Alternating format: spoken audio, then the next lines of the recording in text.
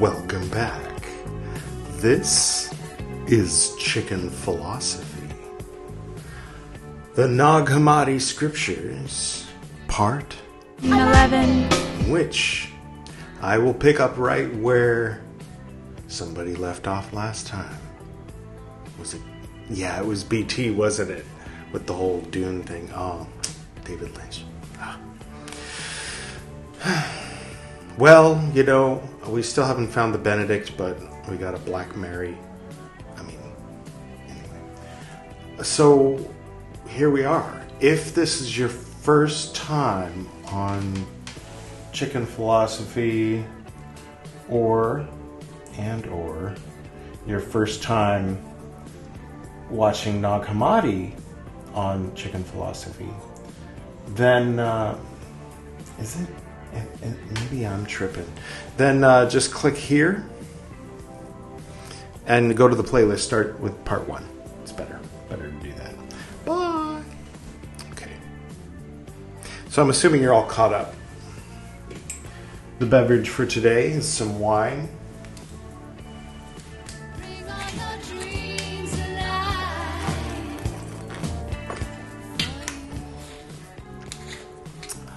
Ooh. And the incense for today are these Japanese meditation incense type things. This is what they're called. In the process of moving, you have an idea how much incense I have. Yeah, one of the boxes opened, and I think it was the sage flavored Morning Star brand. Now that I'm smelling it, something spilled in the big box of all the incenses in it. It's clearly those Japanese meditation sticks, but I have a lot of flavors.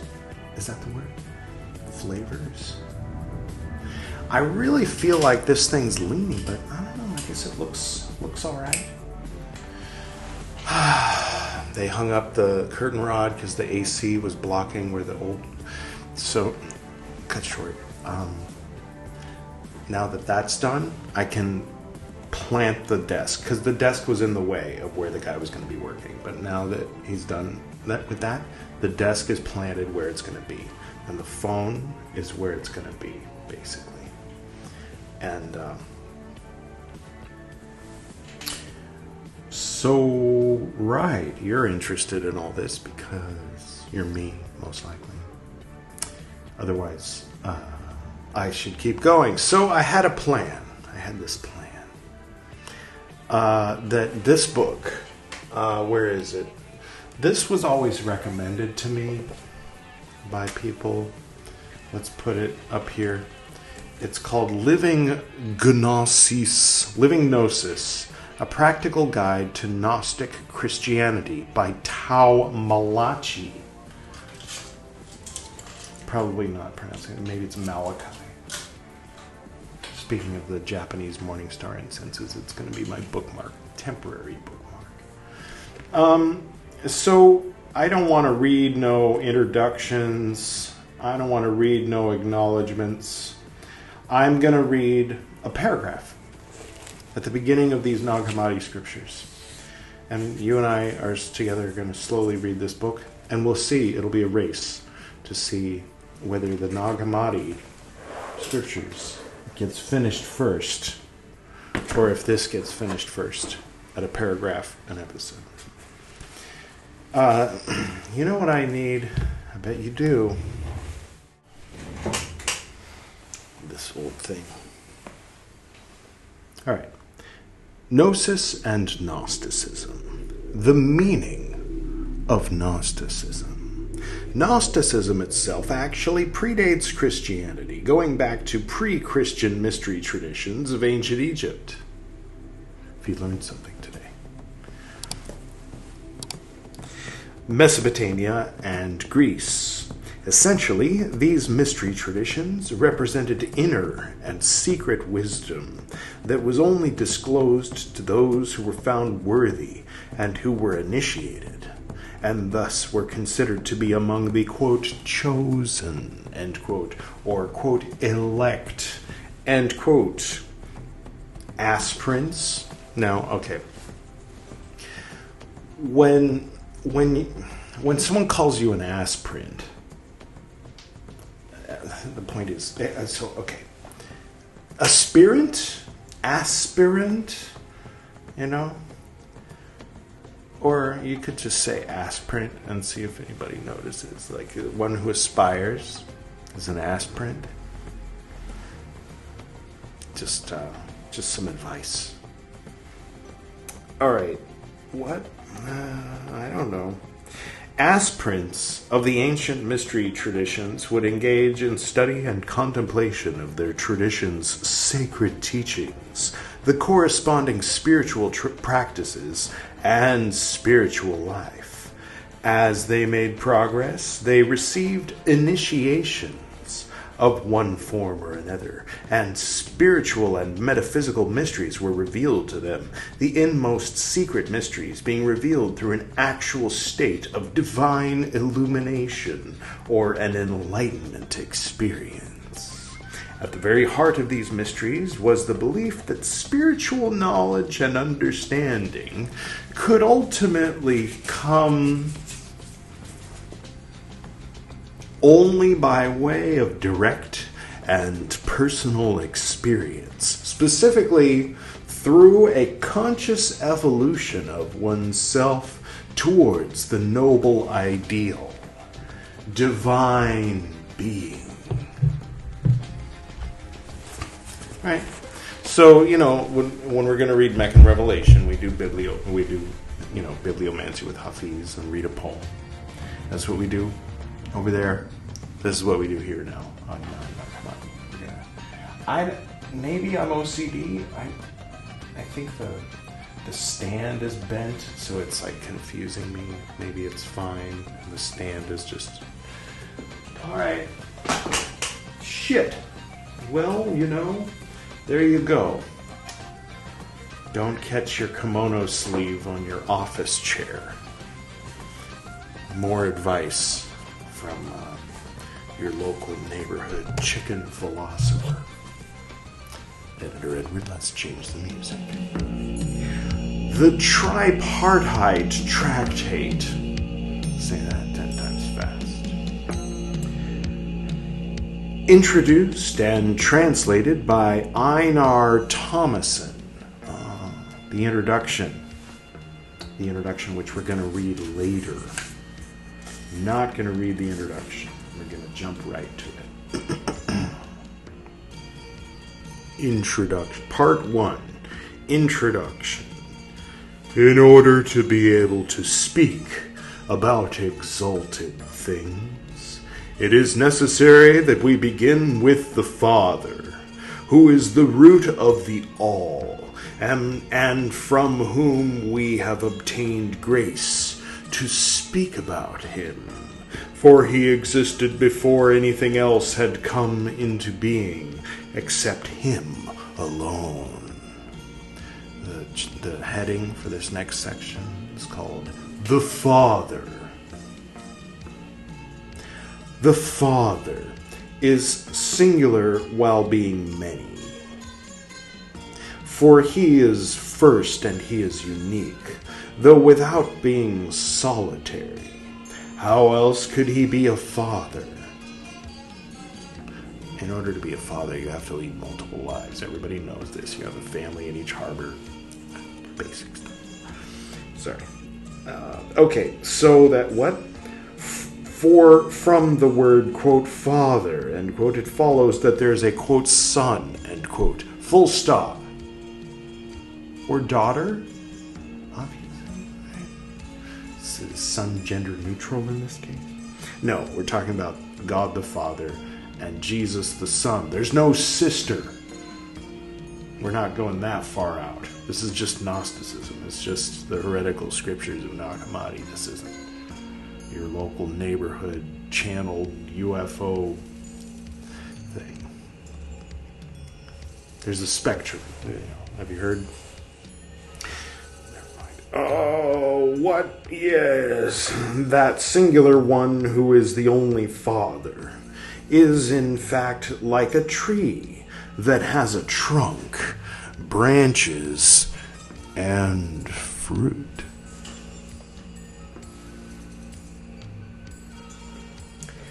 Of him it may be said that he is a true Father, incomparable and immutable, because he is truly singular and God.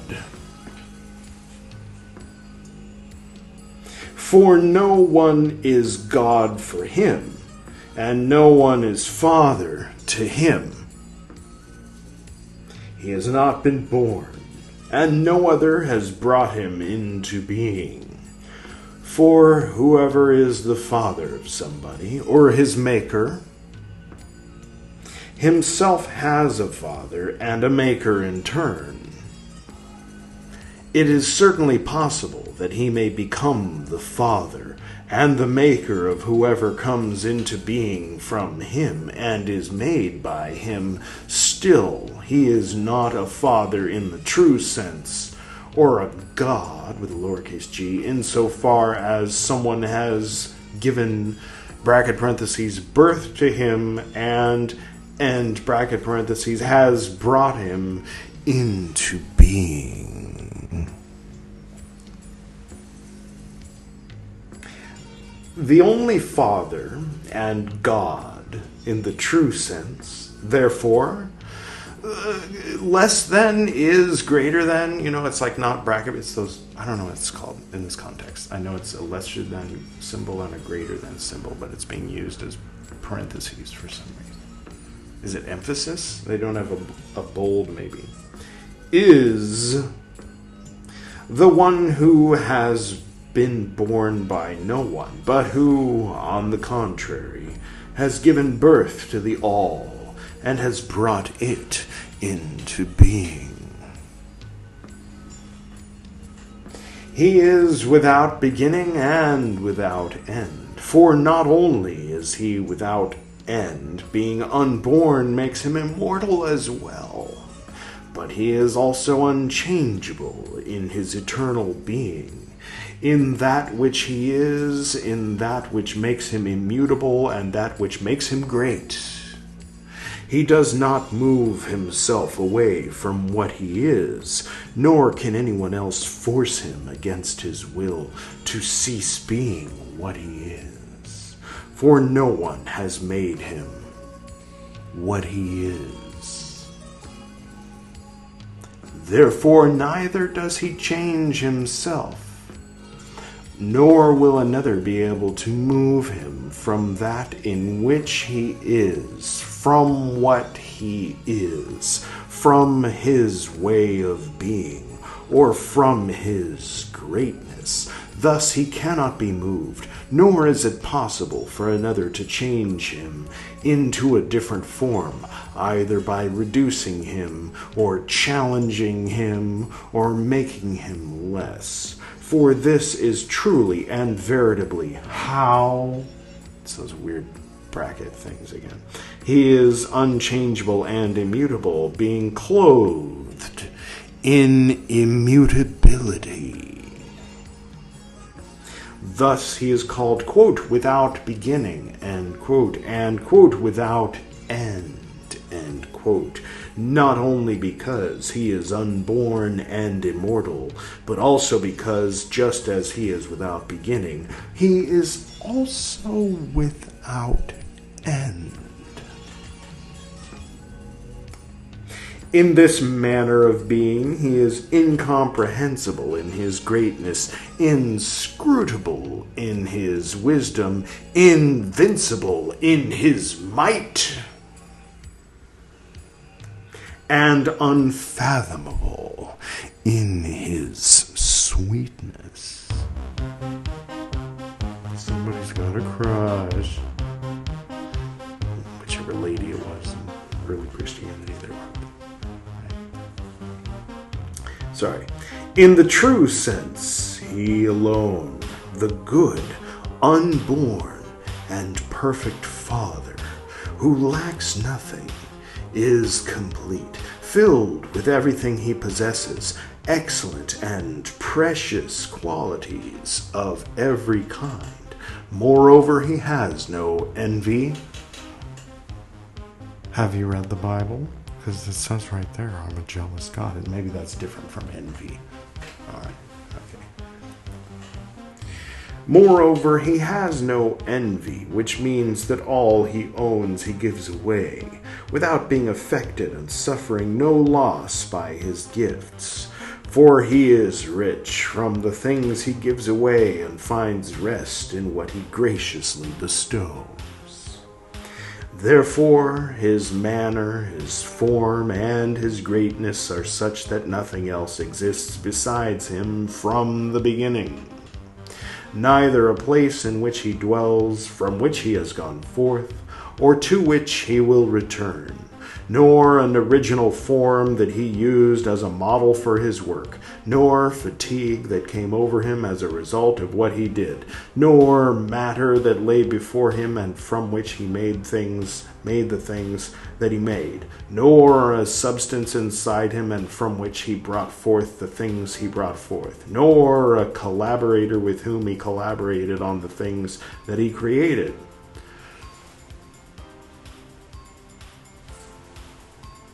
To speak in such a way is ignorant. Rather, he himself, being good, lacking nothing, perfect, and complete, is everything.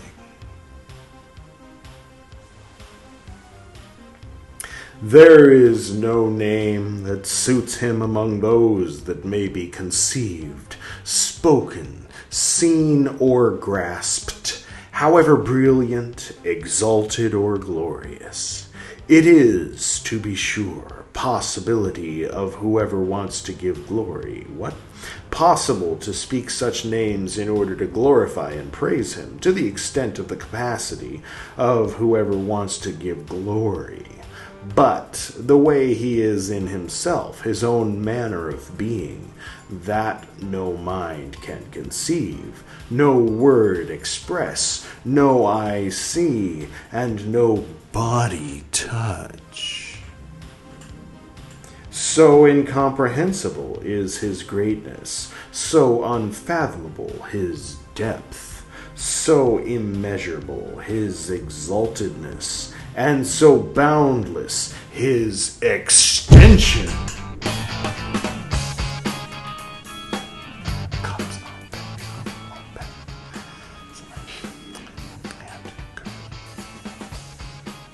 All right. Such is the nature of the unborn one. He does not get to work starting from something other than himself, nor does he have a partner. This would imply a limitation.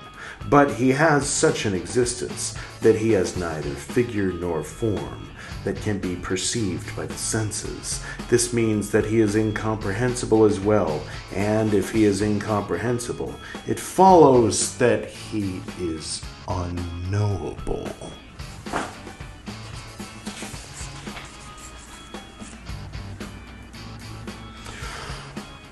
Well. That's the end of the section called The Father. I don't know.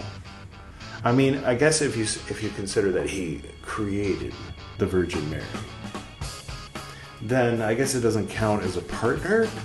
But he didn't have help. She gave him a little help. You have to admit, there was one time when you needed somebody's help with something. And she said, "Let it be done unto me according to thy word." Right? Something like that. But in Aramaic or Greek or something. Anyway, so the story goes. This next section is called The Generation of a Son. Being inconceivable for any thought, invisible for anything, unutterable for any word, and untouchable for any hand. Only he himself knows himself the way he is, with his form and his greatness and his magnitude, and only he is able to conceive himself, name himself, and grasp himself.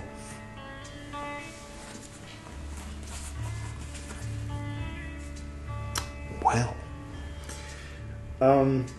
For he, the inconceivable, ineffable, incomprehensible, and unchangeable one, is mind for himself, eye for himself, mouth for himself. Pretty flexible too, apparently.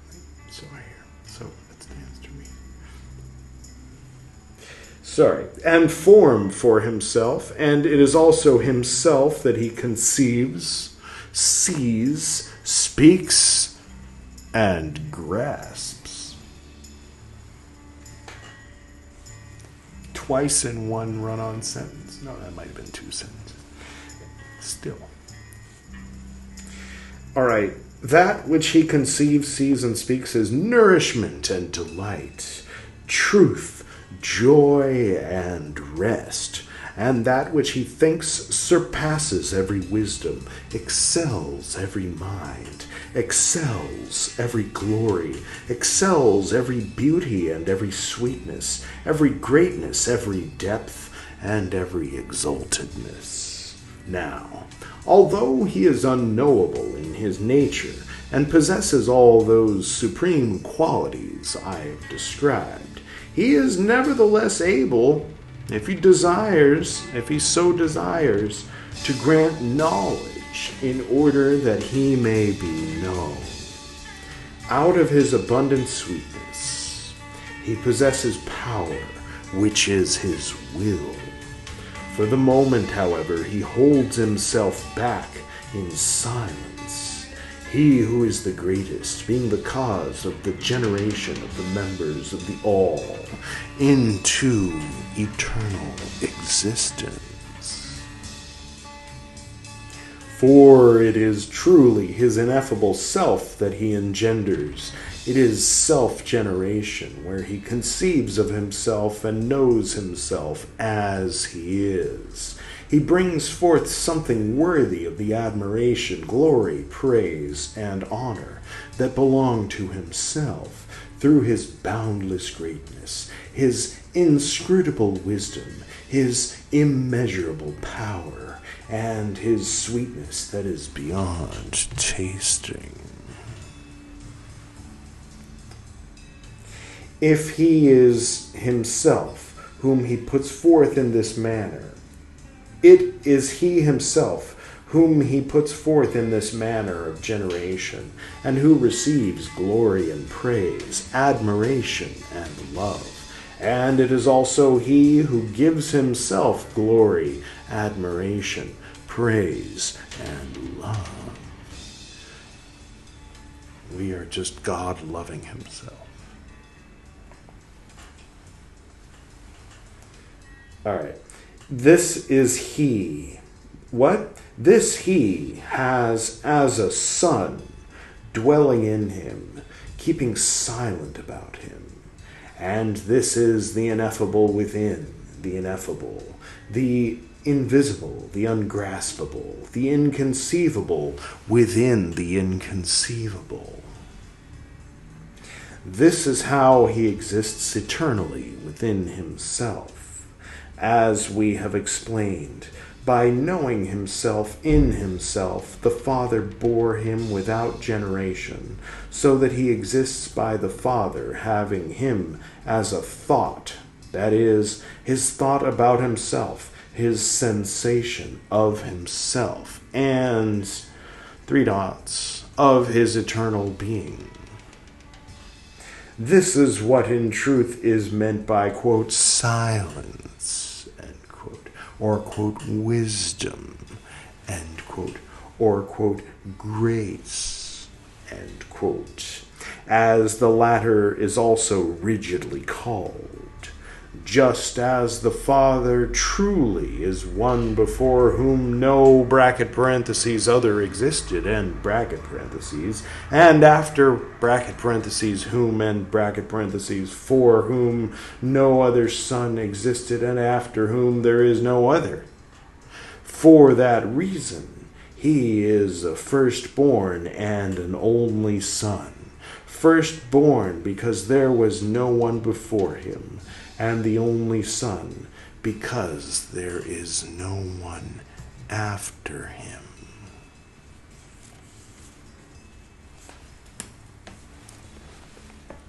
So just imagine God looking at his reflection, like when you look down and see your own eye in the water. And Adam is the reflection. But who's the being?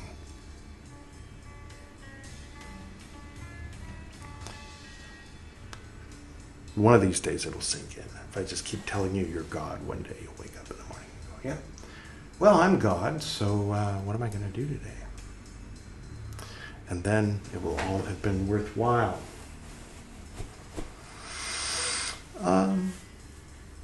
Yeah, all right. So there you have it. This is where the episode ends. Editor Edward is working currently on a video, just for fun, mostly, called The Color Wheel 15, probably, where it's just the parts from each video of those 15 that are about the colors of each episode. So that's something you can look forward to. If in your present that you're in right now, I have finished and uploaded that video successfully, then here it is. If you didn't see anything appear, then I haven't finished it yet. But it might just be the end screen of this video. I don't know. Let's find out.